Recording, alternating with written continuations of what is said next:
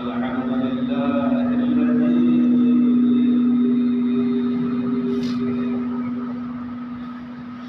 لم يزل عالما قديرا حيا قيوما سميعا بصيرا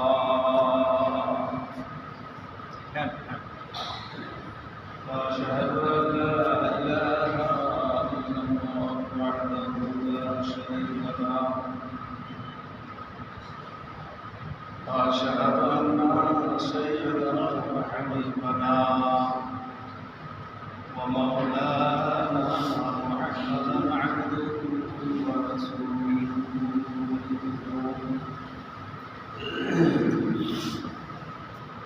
الذي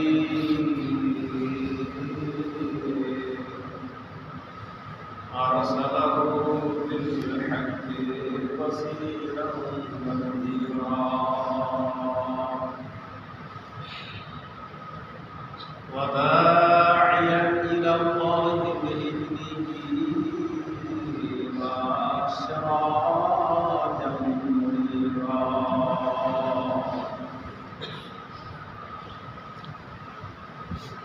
أما بعد أعوذ بالله من الشيطان الرجيم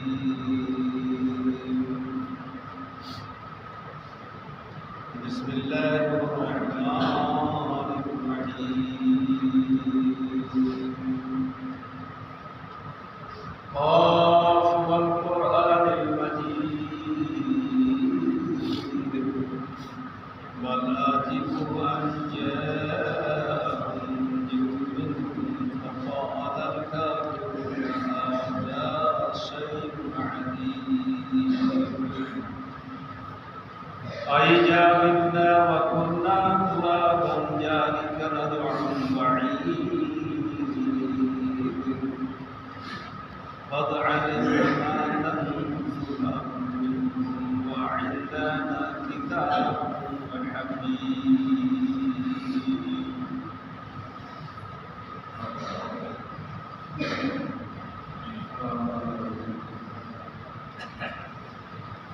الله تعالى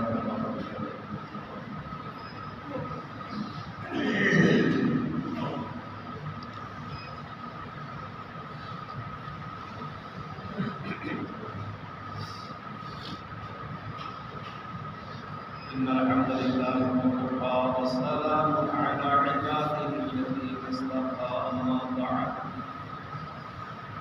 أعوذ بالله من الشيطان الرجيم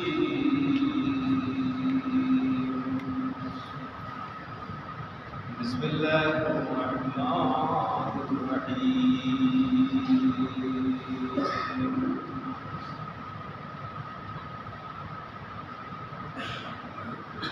يسألونك عن الأنفال قل الأنفال لله والرسول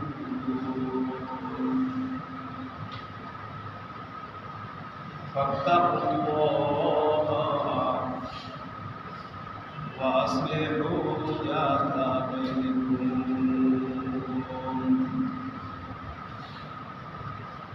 وأطيعوا الله ورسوله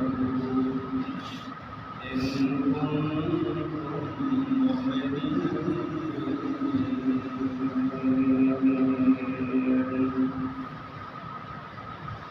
وقال تعالى في كلامه المجيد وفي فرقانه الحميد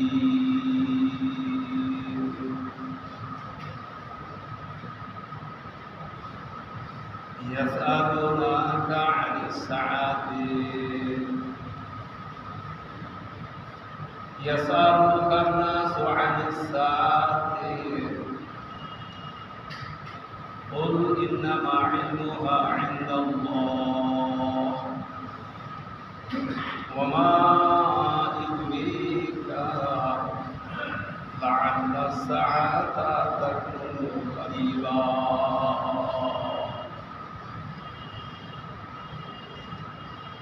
وقال تعالى وقال النبي صلى الله عليه وسلم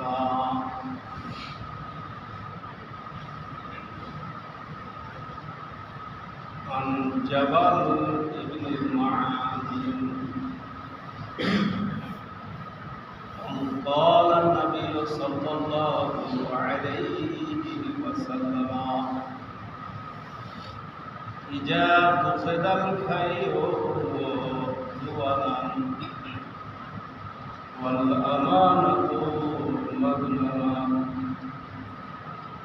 والزكاة مغرما والطوع لمن غير دين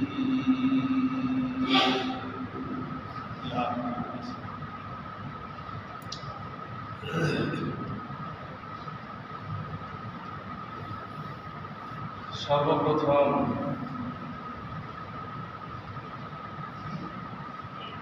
আল্লাহ রাব্বুল আলামিনের প্রশংসা করি, সকলে বলুন আলহামদুলিল্লাহ।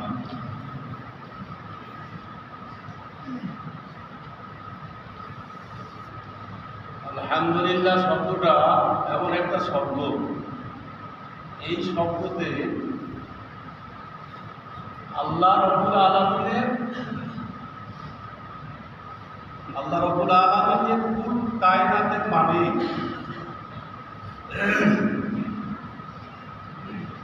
আল্লাহ যে কুল কায়নাতের স্রষ্টা, এই স্রষ্টা ছোট্ট একটা শব্দ দ্বারা তার কৃতজ্ঞতা জ্ঞাপন করা, শুকরিয়া জ্ঞাপন করা, সমস্ত প্রশংসা আল্লাহ, যা কিছু গুণগান, গুণকীর্তন, আরাধনা, যা কিছু সব কিছু আল্লাহ।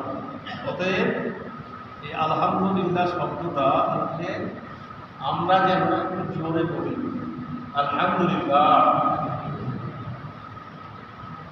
অতঃপর তাঁর প্রেরিত নবী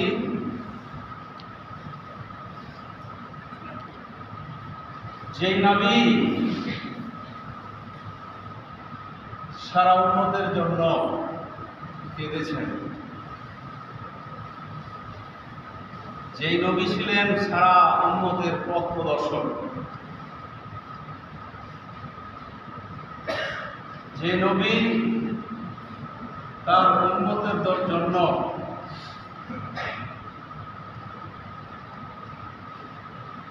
আকাঙ্ক্ষা পোষণ করেছেন এবং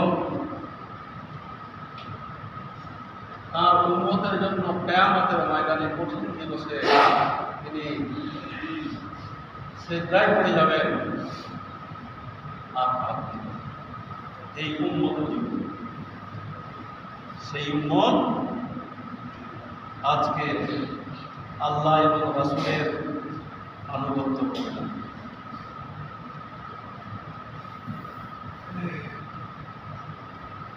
আমি আপনাদের সম্মুখে সূরা আল-আনফাল প্রথম নম্বর আয়াতটা পাঠ করেছি, আর দ্বিতীয় একটা কোরআন পাক থেকে আয়াত পাঠ করেছি, আর মুআয বিন জাবালের একটা হাদিস আপনাদের সম্মুখে কিছু অংশ পাঠ। আজকে আপনাদের সম্মুখে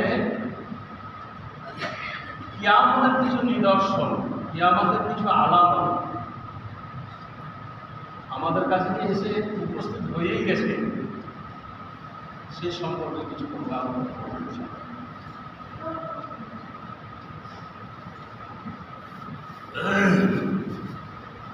আল্লাহ বলছেন, ইয়াসালুনাকা আনিল আনফাল, নবীকে জিজ্ঞাসাবাদ করা হলো, আল্লাহর নবীকে জিজ্ঞাসাবাদ করা হলো, ইয়াসালুনাকা আনিল আনফাল, আনফাল সম্পর্কে। আনফাল কি আমরা তো জানি না,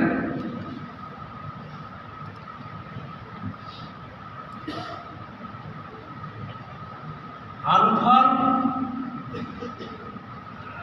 বলা হয় যুদ্ধ লব্ধ সম্পত্তি, আনফাল বলা হয়। আনফাল নফলের বহুবচন, আনফাল, যার আবিধানিক অর্থ হচ্ছে অতিরিক্ত।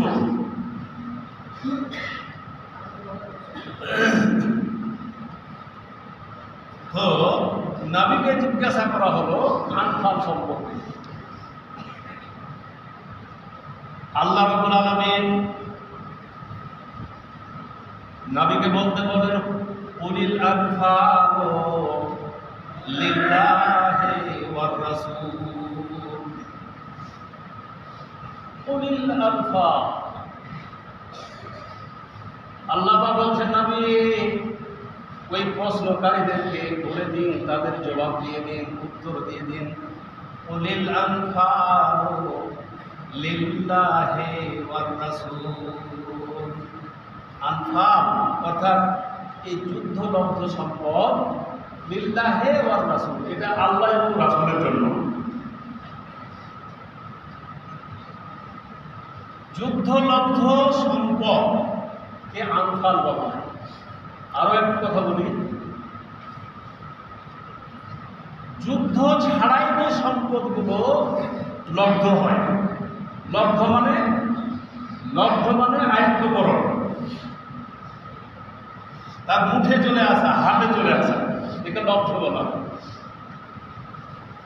তো আয়াতের তাফসীরে বলা আছে যে যুদ্ধ ছাড়া যে মাল সম্পদগুলো লব্ধ হয়, পাওয়া যায়, সেগুলোকে আনফাল বলা হয়। যেমন মুসলিম বাহিনী, ইমানদার বাহিনী আর বেঈমান বাহিনীর যুদ্ধ হবে। যেমন যুদ্ধ হয়েছে, আপনারা জানেন বছরের যুদ্ধ হয়েছে, 3000 কাফির আর 313 জন মুসলমান, তাদের সাথে যুদ্ধ হয়েছে। কিন্তু ওই যুদ্ধে আল্লাহ আবার 313 জনকেই বিজয় দিন দান করেছেন।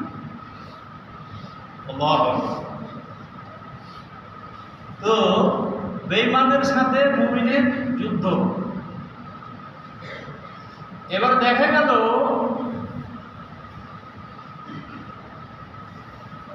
মুমিন বাহিনীকে দেখে বেঈমান বাহিনীরা তাদের মাল সামানা যা ছিল, ঘোড়া গাধা মাল সামানা যা ছিল, মুসলমানদেরকে দেখে ভয়ে ভীত হয়ে সন্ত্রস্ত হয়ে সব মাল জাল ফেলে দিয়ে তারা পালিয়ে গেল।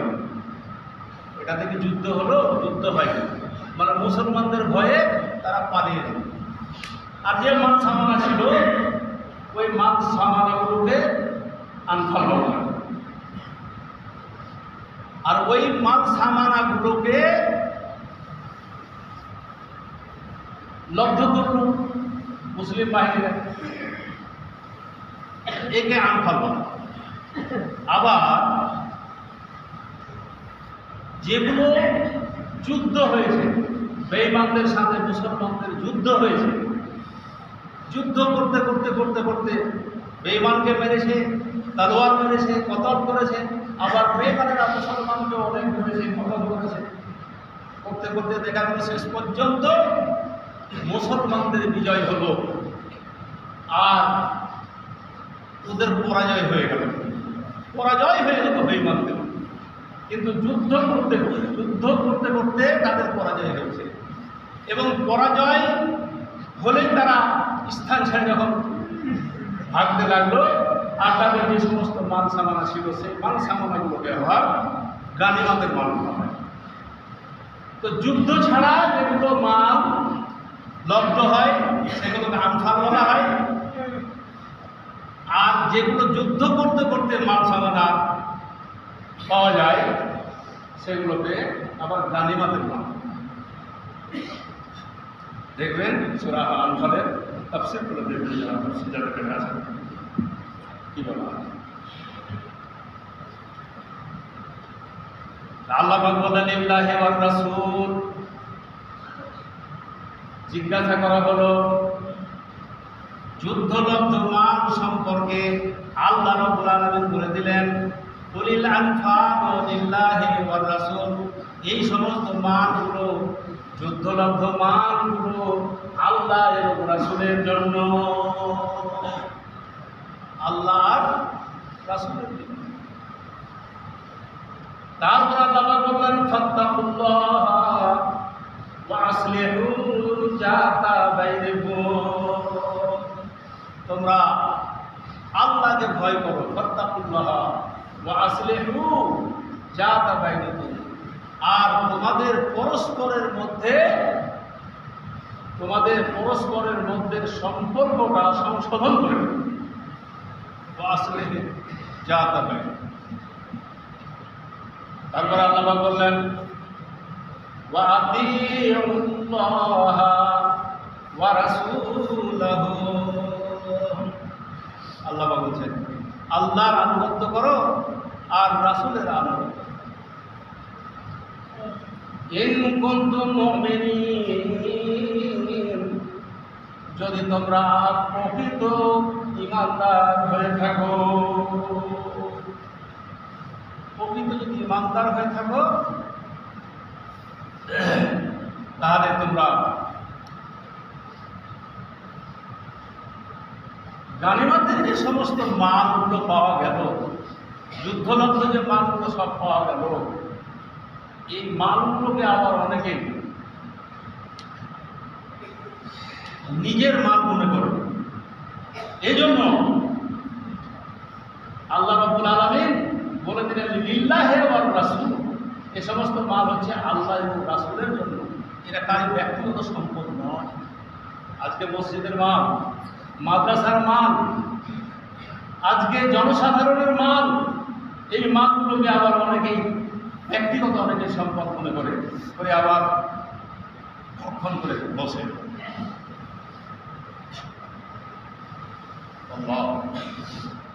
দ্বিতীয় আয়াতটা পাঠ করেছি ইয়াসালুকান নাসু আনিস সাআত, এখানে প্রশ্ন করলো লোকেরা আল্লাহর রাসূলকে কিয়ামত কখন অনুষ্ঠিত হবে, কখন আসবে কিয়ামত? বলতে বলা হলো কুল ইন্নামা ইলমুহা ইনদাল্লাহ, আল্লাহ রাব্বুল আলামিন বলে দিলেন নবীকে, নবী বলে দিন কুল ইন্নামা ইলমুহা ইনদাল্লাহ, কিয়ামত কখন অনুষ্ঠিত হবে এই খবর কাউকে দেওয়া হয় নাই।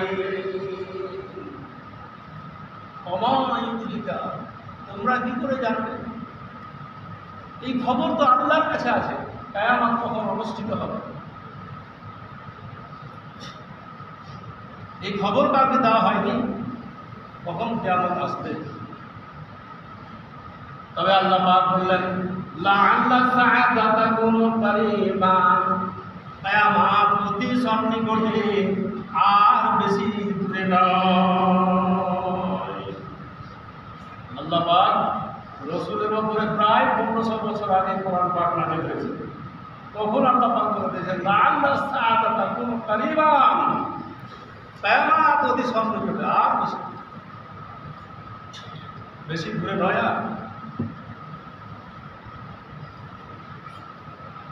কিয়ামতের আলামত সম্পর্কে একটা হাদিস মুআয বিন জাবালের কিছু অংশ পাঠ করেছি। এই হাদিসে 10টা কোটেশন আছে, 10টা কোটেশন আছে এই হাদিসে। একটা একটা করে বলতে যাবো, দেখি কটা পান।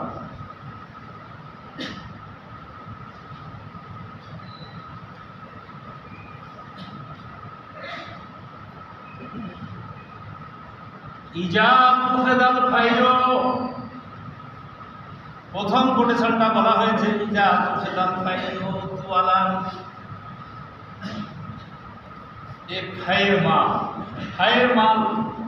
বলা হয় মানে জনসাধারণের মালকেও হাই বলা হয়। জনসাধারণের মাল, যেমন জনসাধারণের মাল সরকার জনসাধারণকে বিভিন্নভাবে মানে মাল বরাদ্দ হয়, অঞ্চলে অঞ্চলে, ব্লকে ব্লকে, জেলাতে জেলাতে। সেই মালগুলোকে আবার যারা দায়িত্বে থাকে, যারা দায়িত্ববান, তারা আবার এই মালগুলোকে নিজের মাল বলে, আর মালগুলো সব আত্মসাৎ।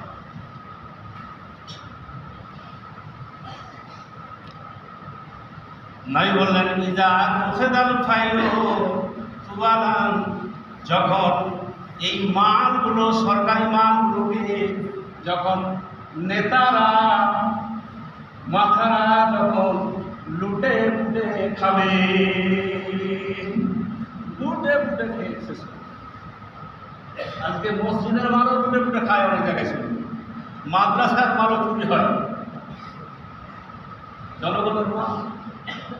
আল্লাহ নবী বললেন, যখন জনসাধারণের মাল নেতারা, মাথারা যখন লুটে ফুটে খাবে, তখন ভাববে যে কিয়ামত অনিসন নিকটে, কিয়ামত আর বেশি দূরে না। দ্বিতীয় কোটেশনটা বলা হয়েছে ওয়াল আমানাতু মাগনামান, আর যারা আমানতের খেয়ানত করে, এই আমানতের খেয়ানত করাটাও হচ্ছে কিয়ামতের আলামত। আমানত, টাকা পয়সা জমা রেখেছি তার কাছে, শুধু এটা কথা নয় টাকা পয়সা জমা রেখেছি আমার দেও খেয়ে শেষ করে দিল, এটা কথা নয়। আরে আমানত বলা হয়েছে, আপনাকে পঞ্চায়েতের একজন প্রধান করা হয়েছে, ভোট দিয়ে একজন এমএলএ তৈরি করা হয়েছে, একজন এমপি তৈরি করা হয়েছে, জনগণের ভোটে আজকে তুমি প্রধানমন্ত্রী হয়েছ, আর জনসাধারণের সমস্ত মানগুলোকে তুমি আত্মসাৎ করছো। তোমাকে ভোট দিয়ে নেতা নির্বাচন করা হয়েছে, আর তুমি নেতা নির্বাচিত হয়েছ, আর নেতা নির্বাচিত হওয়ার পর তুমি জনগণের মানকে আত্মসাৎ করছো। এটা তোমার জন্য আমানত।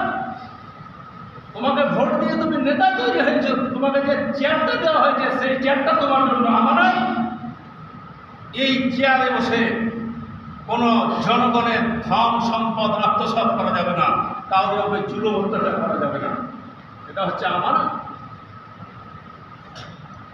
দ্বিতীয় কথাটা হলো, তৃতীয় কথা হলো আল্লাহ পাকের নবী বলছেন ওয়াযাকাতু মাগরামান, আর মানুষেরা যাকাত দেওয়াটাকে জরিমানা মনে করবে। হাজার হাজার টাকা ইনকাম করে, ধন সম্পদ আছে, জমি জায়গা আছে, চাকরি বাকরি আছে, অনেক টাকা ইনকাম করে, কিন্তু দেখা গেল সে যাকাত আদায় করে না। এই যাকাত অনাদায়টাকে বলা হয়েছে যে ও জরিমানা মনে করবে, যাকাত দেওয়াটাকে ও জরিমানা,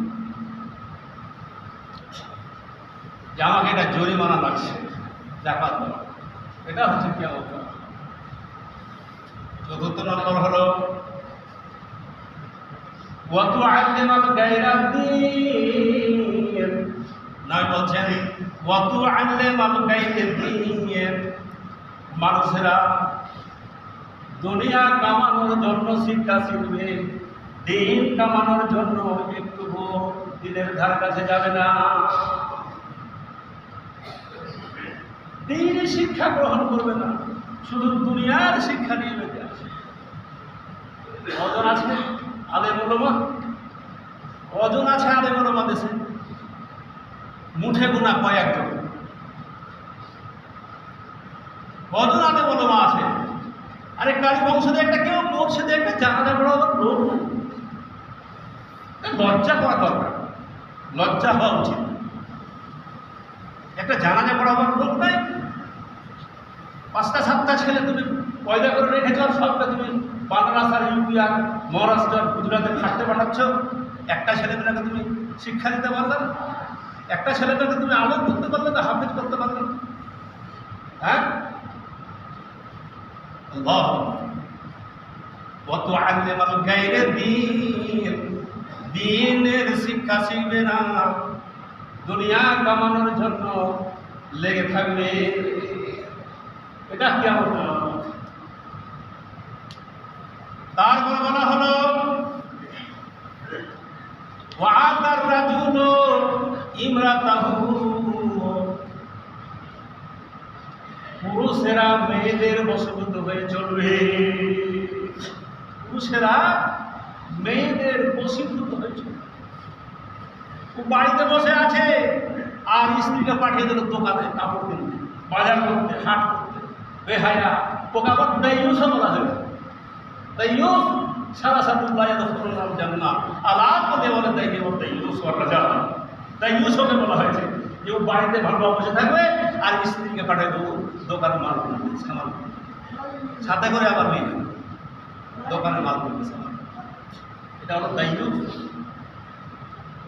তারপরে বলা হলো ওয়া উকরিমার রাজুলু মাখাফাতাস শাররি, নবী বলছেন একজন সমাজে সম্মানিত ব্যক্তি আছেন, ওই ব্যক্তিকে সম্মান করবে না।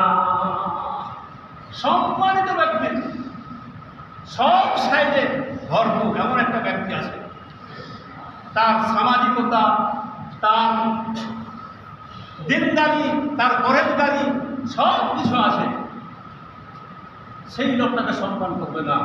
একজন চোরকে, ডাকাতকে, গন্ডাকে, একজন লাফাঙ্গাকে সম্মান করবে। আরো ডাকবে, এসো এসো এসো এসো, চায়ের দোকানে বসে চা খাওয়া, মিষ্টি খাওয়া। এই জিনিস কোন ঘরে তার ঘরে এসে লোকে তার মাছ খাওয়া ভয় করবে তাকে দেখে। আল্লাহ। তারপরে বলছি আর কটা, তারপরে বলা খুব শর্টে বলছি, আমি ব্যাখ্যা দিতে অনেক সময় লাগবে।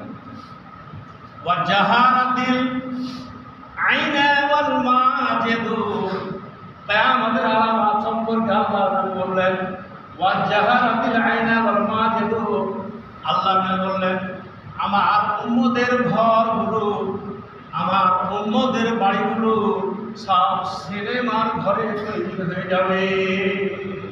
আগে দেখেন সিনেমার ঘরে তৈরি হয়ে গেলে দেখেন প্রত্যেকটা এত একটা বাচ্চা হাতে মোবাইল, আর যত রকমের অশ্লীল ছবি, নেককারজনক ছবি, উলঙ্গ ছবি সব ওকে শিক্ষা দিচ্ছে ওইভাবে তুলছে হবে। ওইভাবে ও আর ভালো হতে পারে?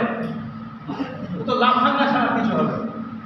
ছোট ছোট বেটি ছেলেকে আর গাড়ি ছেলেকে সব মোবাইল হাতে তুলে দিয়েছে, আর মোবাইল বাজাচ্ছে আর গান বাজাচ্ছে।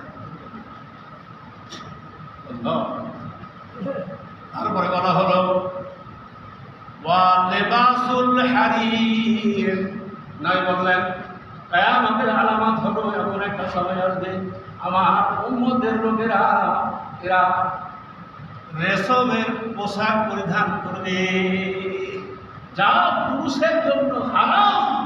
রেশমটা হচ্ছে পুরুষের জন্য হারাম। স্বর্ণ, আজকে স্বর্ণের আংটি অনেকে পুরুষ লোক পরে, এটা হারাম। স্বর্ণ আর রেশম পুরুষের জন্য হারাম। অনেকেই স্বর্ণের আংটি পরে, স্বর্ণের মালা দেওয়া আছে পর্যন্ত, লাখ লাখ টাকা আছে, কোটি কোটি টাকা আছে, বেটা ছেলে স্বর্ণের মালা দিয়েছে, অনেককে দেখেছি। তারপরে আল্লাহর নবী বললেন ওয়া সুরেবাতিল খুমুর, এমন একটা সময় আসবে আল্লাহ নবী বলছেন আমার উম্মতের লোকেরা মদের বোতল হাতে ধরবে। মদ আমার বাড়ি থেকে কালামের বাড়ি পর্যন্ত আমার কাছে খবর এসেছে 12-13 জন মদ খাচ্ছে। 12-13 জন আমার কাছে খবর এসেছে, নামও বলেছে এরা মদ খাচ্ছে। নবী বলছেন ওয়ালা তাসরাবুল খামরা ফাইন্নাহু রাসুল খাতায়া, নবী বলছেন উবাদা ইবনে সামিত, ওরে উবাদা ইবনে সামিত, তোমাকে আমি নিষেধ করছি তুমি জীবনেও মদ পান করবে না। ফাইন্নাহু রাসুল খাতায়া, যত রকমের গুনাহ আছে, পাপ আছে, সমস্ত পাপের জড় হলো মদ পান করা। সমস্ত পাপের জড় হলো মদ পান করা। নবী আর বলেছেন ফাইন্নাহু মিফতাহুন নার, আর যারা মদ পান করে নিল তার জন্য জাহান্নামের তালা খুলে গেল। তুমি জানো তুমি মদ খেয়েছো, তোমার জন্য জাহান্নামের তালা খুলে আছে, তুমি মরলেই তোমাকে সোজা যাবে। আল্লাহ, শেষ কথাটা একটু বলে দিই। ওয়াজাহারাতিল আসওয়াতু ফিল মাসাজিদি, নবী বলছেন কিয়ামতের আলামত, মসজিদে হয় হট্টগোল গন্ডগোল করবে মুসাল্লিতে, ও বলবে আমি প্রেসিডেন্ট হব, ও আমি সেক্রেটারি হব, ও আমি ক্যাশিয়ার হব, আমি কি সারা জীবন মেম্বার থাকবো, এবার আমি প্রেসিডেন্ট হব। সারা জীবন আমি মেম্বার থাকবো নাকি? আল্লাহ, মসজিদে মুসাল্লিতে মারামারি হবে। এটা হচ্ছে কিয়ামত। অনেক কথা আছে, পরবর্তী অধ্যায়ে আবার বলবো। আল্লাহুম্মা সাল্লি আলা মুহাম্মাদ ওয়া আলা আলি মুহাম্মাদ কামা সাল্লাইতা আলা ইব্রাহিম ওয়া আলা আলি ইব্রাহিম ইন্নাকা হামিদুম মাজিদ। আল্লাহুম্মা বারিক আলা মুহাম্মাদ ওয়া আলা আলি মুহাম্মাদ কামা বারাকতা আলা ইব্রাহিম ওয়া আলা আলি ইব্রাহিম ইন্নাকা হামিদুম মাজিদ।